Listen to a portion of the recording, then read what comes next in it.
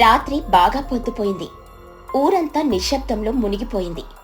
Tony పిచ్చుక, Lucy పావురం ఇద్దరు ఏదో లోతైన విచారంలో మునిగి ఉన్నారు. ఇంతలో వాళ్ల కళ్ళు పక్కనే ఉన్న చిచ్చుకాకి బంగ్లా మీద పడ్డాయి. తుని, చూడు, ఈ అర్ధరాత్రి చిచ్చుకాకి ఎక్కడికి వెళ్తోంది? చేతిలో కూల్ డ్రింక్స్ బాటిల్స్ ఉన్నాయి. అవును లూసీ, నాకు చాలా అనుమానంగా ఉంది. ఈ మధ్య దాని ప్రవర్తన అస్సలు బాగోలేదు. నా మనసు ఎందుకు కీడు శంకిస్తోంది. పద, తన వెనకాలే వెళ్లి ఏం చేస్తుందో చూద్దాం. టోనీ, లూసీ ఇద్దరూ ఎవరికీ కనిపించకుండా చిచ్చుకాకిని అనుసరించారు.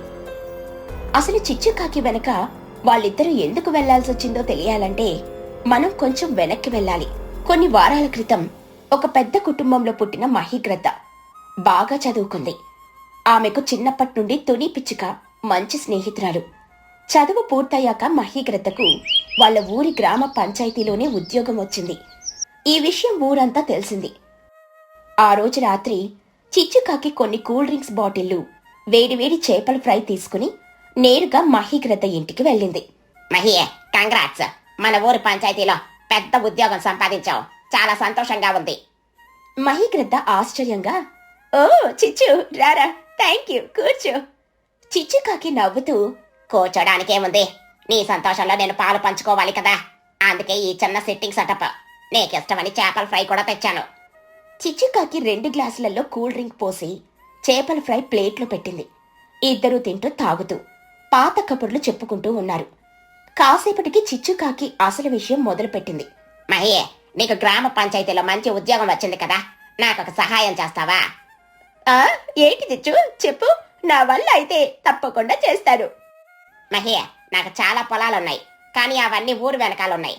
అసలు విషయం ఏంటంటే, ఇంకొన్ని రోజుల్లో మన ఊరికి పెద్ద రోడ్డు రాబోతుంది. ఆ రోడ్డు వస్తే ఇక్కడ పెద్ద పెద్ద బిల్డింగులు వస్తాయి. అప్పుడు ఇక్కడ పొలాలకు, జాగాలకు చాలా ధరలు వస్తాయి. అవునా, మంచిదే కదా. అయితే నేనే చెయ్యాలి చిచ్చు? అక్కడే ఉంది అసలు ప్లాను. నాకున్న పొలంలో నీకు కొంత పొలం రాసిస్తాను. దానికి నువ్వు చేయాల్సిన పని, ఇప్పుడు ఈ రోడ్డు పడే దగ్గర ఉన్న పొలాలన్నీ ఇంతకు ముందు గవర్నమెంట్ వాళ్ళకి ఉచితంగా ఇచ్చింది. కాబట్టి ఇప్పుడున్న గవర్నమెంట్ వాటిని తిరిగి తీసుకుంటుంది అని నువ్వు ఆ పొలం యజమానులతో చెప్పాలి. వాళ్ళ దగ్గర నుండి ఆ పేపర్స్ తీసుకొని వాటిని నా పేరు మీద రాసివ్వాలి. అలా అక్కడున్న పొలాలన్నీ నాకు ఇప్పించావంటే వాటిని అమ్మగా వచ్చిన డబ్బులలో నీకు కొంత డబ్బులు కూడా ఇస్తాను. మహీగ్రద్ద ఒక్క నిమిషం లోతుగా ఆలోచించింది.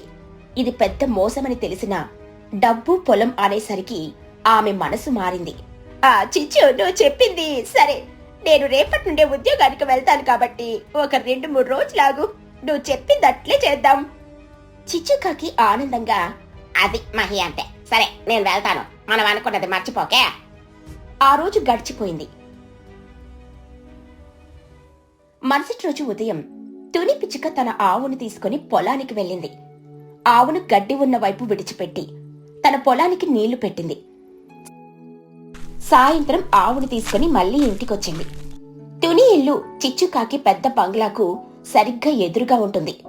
ఆ పెద్ద బంగ్లా ముందు తన పెంకుటిల్లు ఉండడం చిచ్చుకాకి అస్సలు నచ్చదు. అలా 2-3 రోజులు గడిచాయి. రాత్రి సమయం అందరూ నిద్రపోయాక చిచ్చుకాకి మళ్లీ కూల్ డ్రింక్స్ తీసుకుని మహి ఇంటికెళ్ళింది. ఏంటి చిచ్చు, మళ్ళీ వచ్చావు? నేను ఈ రోజు కూల్ డ్రింక్స్ తాగను, కొంచెం చలిగా ఉంది కదా.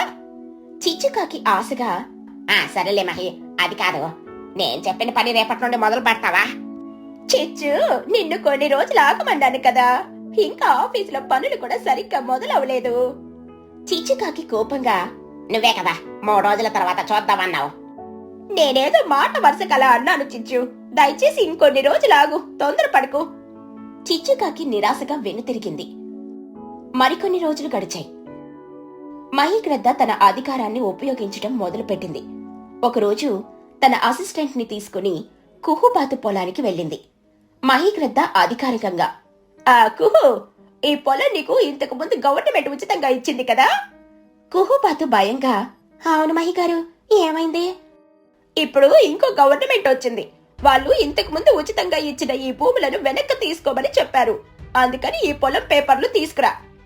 కుహుబాతు ఏడుస్తూ, అయ్యో మహిగారు, దయచేసి అలా అనకండి. ఈ పొలమే మాకు జీవనాధారం. దీన్ని తీసుకుంటే మేము రోడ్డున పడతాం. కుహుబాతు ఎంత బ్రతిమలాడినా మహీగ్రద్ద వినలేదు. బలవంతంగా ఆ పొలాన్ని లాక్కుంది. ఆ తర్వాత లూసీ పావురం పొలానికి వెళ్లి అదే కారణమని చెప్పి తన పొలాన్ని కూడా లాక్కుంది. మహి, దయచేసి నా మాట విను. నేను ఈ పొలం మీద లోన్ తీసుకుని బట్టల వ్యాపారం మొదలుపెట్టాను. ఇప్పుడు పొలం పోతే నా వ్యాపారం ఆగిపోతుంది. నేను అప్పుల పాలవుతాను. అవన్నీ నాకు చెప్పకు, ఇది గవర్నమెంట్ ఆర్డరు. అలా చెప్పి మహిగ్రద్ద ఆమె అసిస్టెంట్ అక్కడి నుండి వెళ్లిపోయారు. లూసీ పావురం కన్నీరు మున్నీరుగా ఏడుస్తూ అక్కడే కూలబడిపోయింది. అప్పుడే అటువైపుగా తోని పిచ్చుక తన ఆవును తీసుకుని వస్తూ లూసీని చూసింది. లూసీ, ఏమైంది? ఎందుకలా ఏడుస్తున్నావు? లూసీ పావురం జరిగిందంతా చెప్పింది. తుని పిచ్చుకకు ఇది అన్యాయంగా అనిపించిన అధికారి అయిన మహిని ఎదిరించలేక లూసీని ఓదార్చి ఇంటికి తీసుకెళ్ళింది. ఆ రోజు రాత్రి చిచ్చుకాకి మళ్లీ కూల్ డ్రింక్స్, చేపల ఫ్రై తీసుకుని మహి ఇంటికి వెళ్ళింది. సబాష్ మహి, ఎంత పని పూర్తి చేశావు. ఇదిగో కుహు లూసీ పొలాల పేపర్లు నీ పేరు మీద రాసున్నాయి. చిచ్చుకాకి నవ్వుతూ, మహి, ఇదిగా నేనిస్తానన్న పొలం పేపర్లు. ఇద్దరు పేపర్లు మార్చుకున్నారు. కూల్ డ్రింక్స్ తాగుతూ ఆనందంగా మాట్లాడుకున్నారు. మహి, నాకు ఇంకొక హెల్ప్ కావాలి. ఏంటి చిచ్చు? ఇంకెవరు పొలం? పొలం కాదు, నా ఇంటి ముందు ఒక చిన్న పెంకుటిల్లుంది, చూసావా? అంత పెద్ద బంగ్లా ముందు అది అవసరమా చెప్పు? అంటే చిచ్చు, నువ్వు తుని ఇల్లు గురించి మాట్లాడుతున్నావా? అవును మహి, నువ్వు రేపు తన ఇంటికెళ్ళు. ఈ దారిలో పెద్ద రోడ్డు వస్తుంది. నీ ఇల్లు అడ్డుగా ఉంది, అందుకే పడగొట్టేస్తున్నావని చెప్పి దాని ఇల్లు పడగొట్టించు. మహీకృత ఆందోళనగా, చిచ్చు, తుని నా చిన్ననాటి స్నేహితురాలు.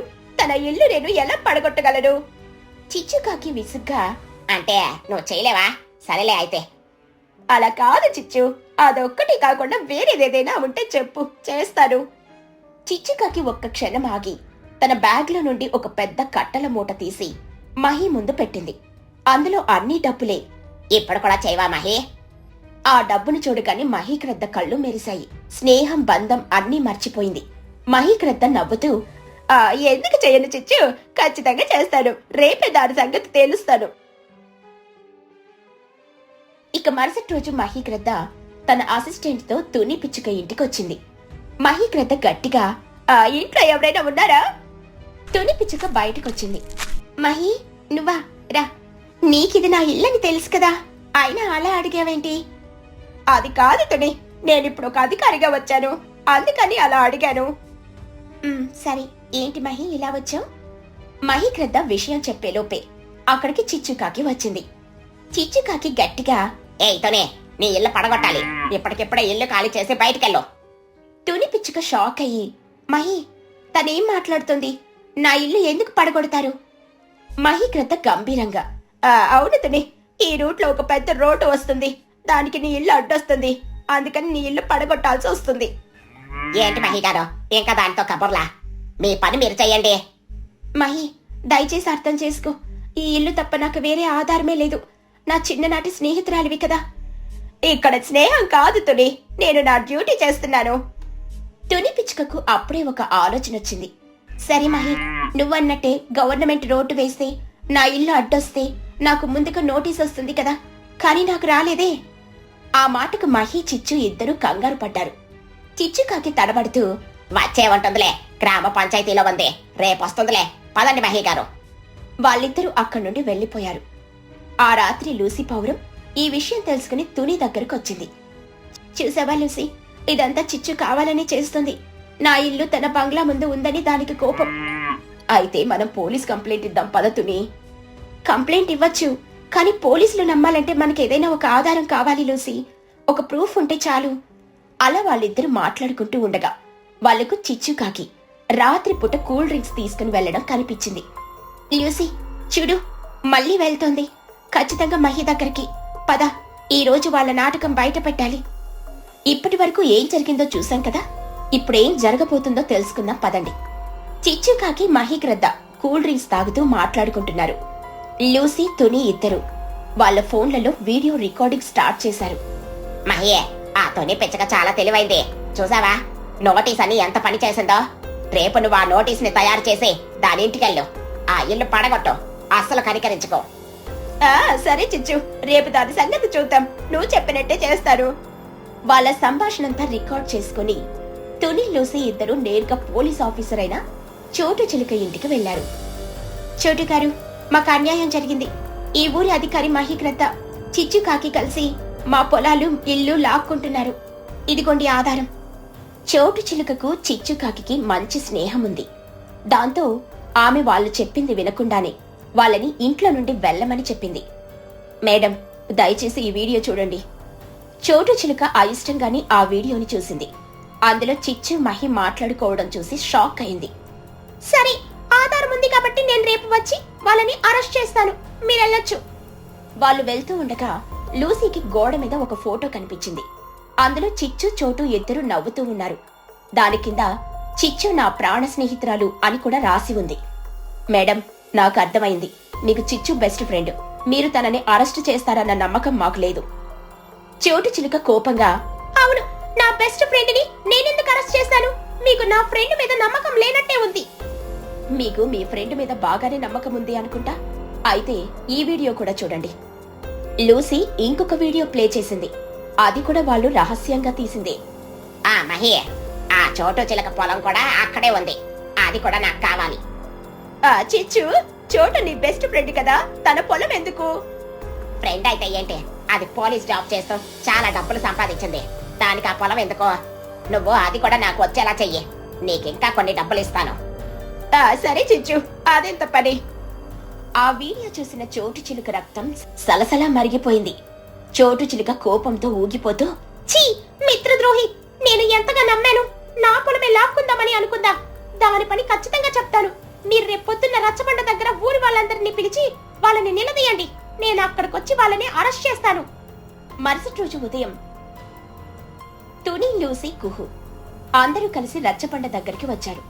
ఊర్లో వాళ్ళు మహిని, చిచ్చును ఈడ్చుకుంటూ అక్కడికి తీసుకునొచ్చారు. తుని పిచ్చుక వచ్చేటప్పుడు తన ఆవును కూడా వెంట తీసుకుని వచ్చింది. తుని పిచ్చుక, లూసీ కలిసి ఆ వీడియోలను ఊరి వాళ్ళందరికీ చూపించారు. అవినీతి, మోసమంతా చూసి ఊరి వాళ్ళందరూ వాళ్ళిద్దరిని నానా మాటలు తిట్టారు. వాళ్ళ పరువు మొత్తం పోయింది. తుని పిచ్చుక కోపంగా, మీరసలు కడుపుకి అన్నం తింటున్నారా, లేక ఇక్కడ ఆ ఆవు ఉంది చూసారా, దాని పెండ తింటున్నారా? సిగ్గులేని బతుకులు! అందరి పొలాలు లాక్కుందామని అనుకుంటున్నారా? అప్పుడే అక్కడికి చోటు చిలుక పోలీస్ కారులో వచ్చింది. తన స్నేహితురాలిని చూసి చిచ్చుకాకి కొంచెం ధైర్యం వచ్చింది. చూడ, వీళ్ళందరూ కావాలని మా మీద లేనిపోనివన్నీ చెప్పి మమ్మల్ని నిలదీస్తున్నారు. వీళ్ళు కావాలని ఇదంతా చేస్తున్నారు. చోట, నువ్వు వాళ్ళని అరెస్ట్ చేసి తీసుకునెళ్ళు. చోటు చిలుక చిచ్చుకాకి దగ్గరకొచ్చి తన ఫోన్లో రెండో వీడియోను ఆమె ముఖం ముందు పెట్టింది. ఛీ, మిత్రద్రోహి! బెస్ట్ ఫ్రెండ్ పొలాన్ని లాక్కుందామని అనుకున్నావు కదా, ఇంకా ఈ ఊర్లో ఉన్న ఎంతమంది పొలాలు లాక్కున్నావు? మహి వైపు తిరిగి, నీకు ఉద్యోగం వస్తే నీకు నచ్చినట్టు చేస్తావా? ప్రజలకు సేవ చేయాల్సింది పోయి దోపిడీలు చేస్తున్నావా? చోటు చిలుక ఇద్దరిని పోలీస్ కారులో వాళ్ళని తీసుకెళ్ళింది. కుహుబాతు, లూసీ పావురం పొలాలు మళ్లీ వాళ్ళకి తిరిగొచ్చాయి. తుని పిచ్చుక తన ఇంటిని కాపాడుకుంది. అందరూ చాలా సంతోషపడ్డారు. పక్షుల గ్రామం మధ్యలో చిచ్చుకాకి ధాబా అనే ఒక పెద్ద బోర్డు వేలాడుతూ ఉండేది. ఆ ధాబాకు చిచ్చుకాకి యజమానురాలు.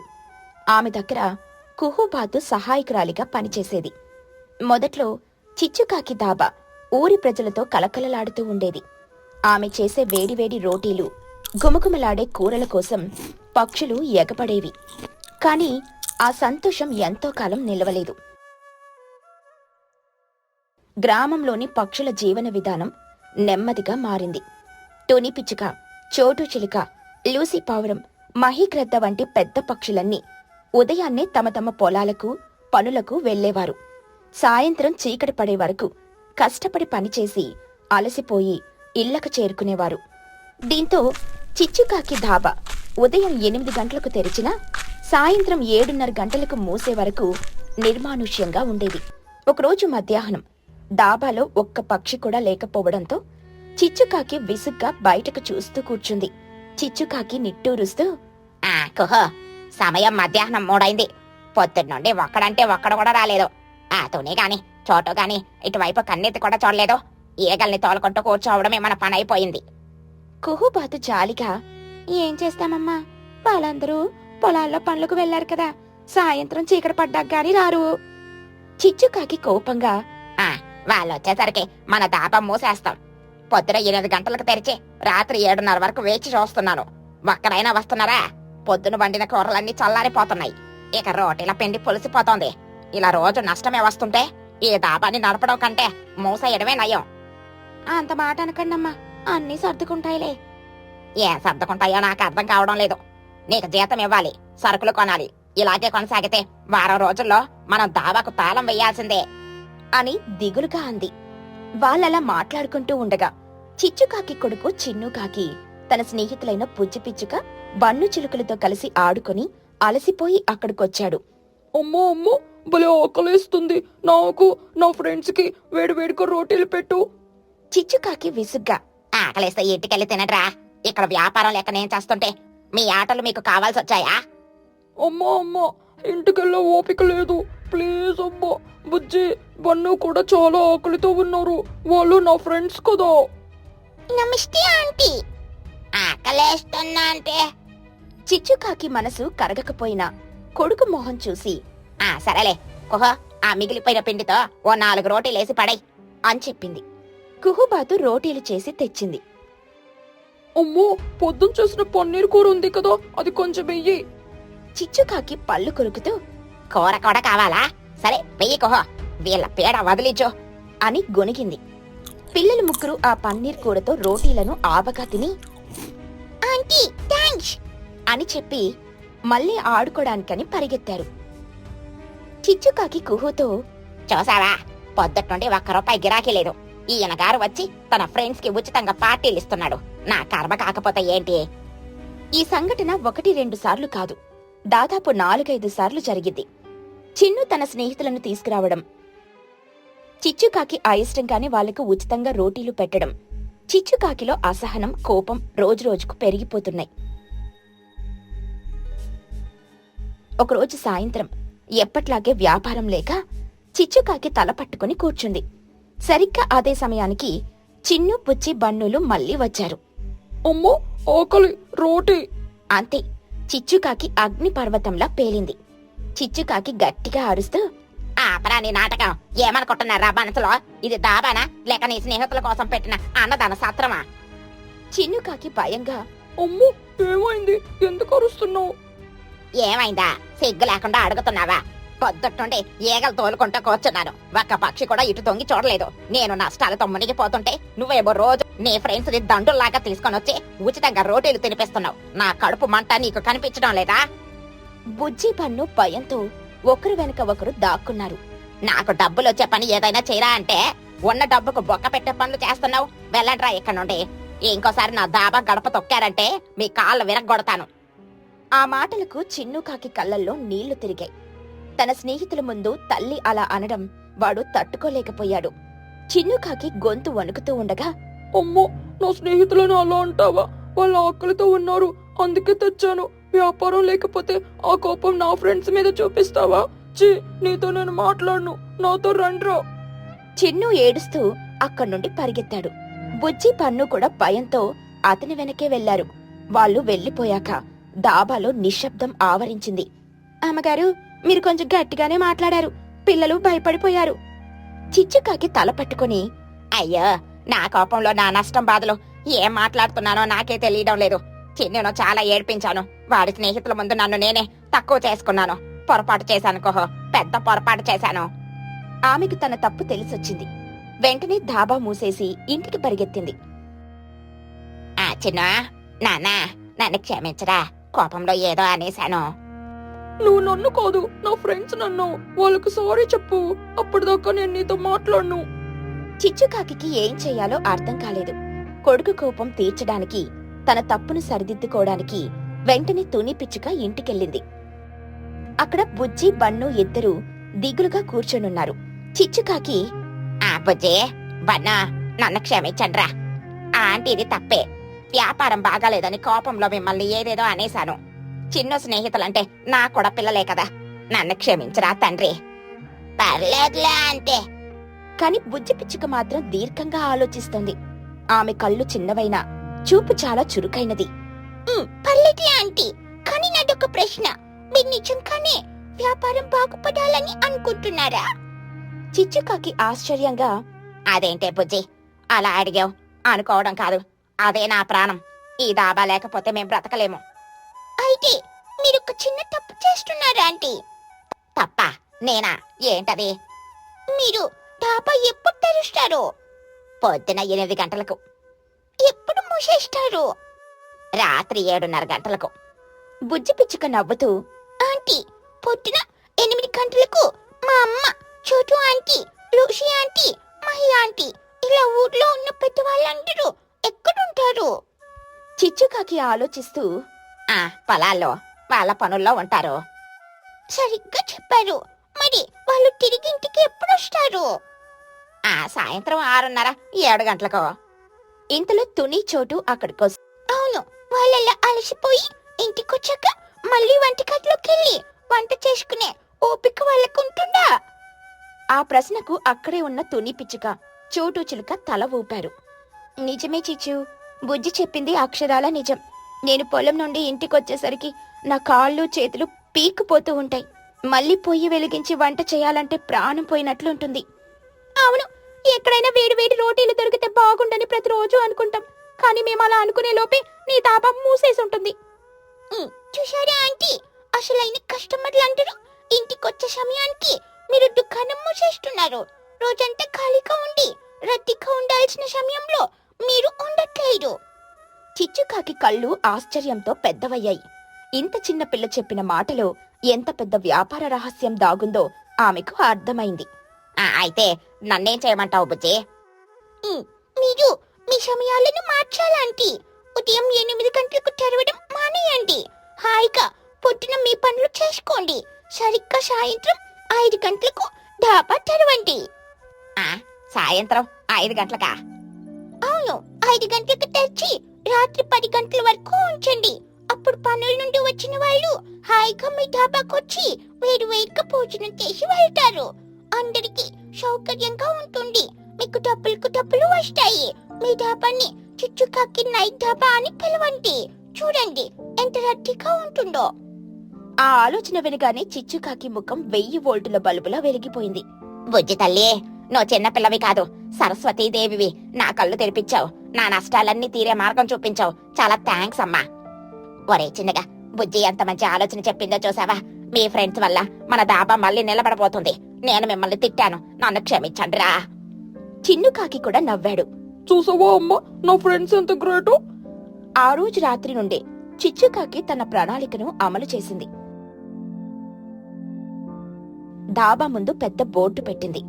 ఈ రోజుటి నుండి మా డాబా సాయంత్రం 5 గంటల నుండి రాత్రి 10 గంటల వరకు తెరిచుంటుంది అని మీ చిచ్చుకాకి. ఆ సాయంత్రం 7 గంటలకు పొలం నుండి అలసిపోయొస్తున్న మహిగ్రద్ద, లూసీ పావురం డాబా తెరిచి ఉండడం చూసి ఆశ్చర్యపోయారు. ఏంటిది, చిచ్చు డాబా ఇంకా తెరిచి ఉంది? సమయం 7 దాటింది కదా. పదండి వెళ్లి చూద్దాం, లోపల నుండి మంచి రోటీల వాసన వస్తుంది. వాళ్ళు లోపలికెళ్లారు. చిచ్చుకాకి వాళ్లను నవ్వుతూ ఆహ్వానించింది. రండి రండి, మీకోసమే ఎదురు చూస్తున్నాను. వేడి రోటీలో పప్పు ఇంకా తడక సిద్ధంగా ఉన్నాయి. చిచ్చు, ఎంత మంచి పని చేశావు.